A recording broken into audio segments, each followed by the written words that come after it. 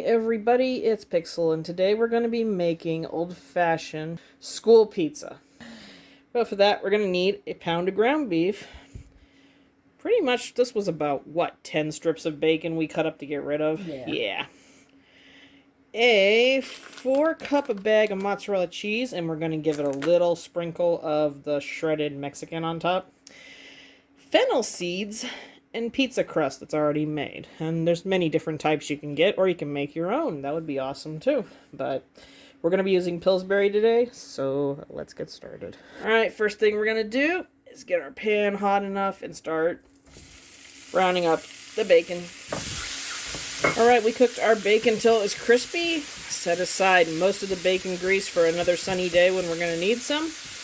Left a little bit in the pan to help soak into the hamburger, and we are going to brown this up until there is no pink remaining in it. Alright, we have opened up our pizza dough, and we put a piece of parchment into a normal size cookie sheet, pretty much. And, of course, you press it out as large as you can or want to for the sheet. It is going to go into our preheated oven at 425 for the next 7 minutes, just to get it started cooking. Alrighty, time to assemble our pizza. First of all, I'm putting on top of that sauce, you're going to want to put a layer of your hamburger. You save a decent amount of it for the top. And of course you'll want to do the same thing with your bacon, remembering to save a good portion of it for the top. Enough layer of mozzarella cheese. 2 cups. And apparently the secret to this is a thin layer of fennel seeds on top of the cheese.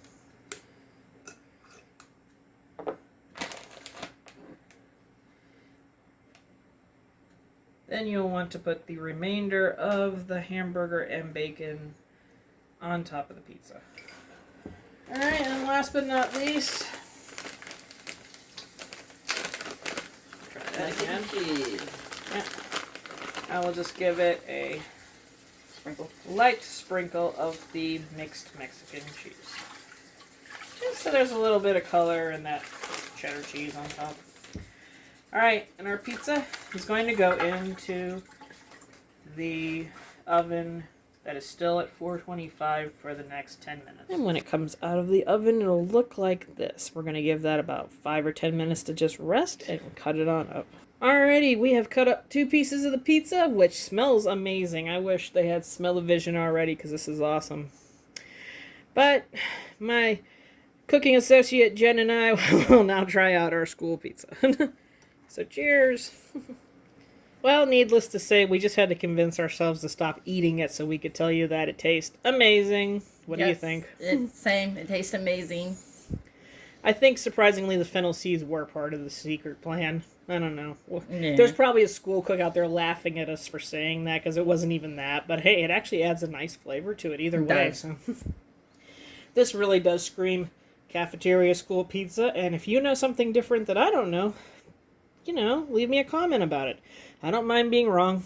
I don't mind learning new things. So, if you know a better way to make school pizza, hey, tell me in the comments. But this is like a 10 out of 10 pizza either way. So, even if this isn't school, this is really good. So, if you like what you saw, don't like what you saw, you know what to do. Leave me likes, leave me a comment, and I will get back to you in our next video.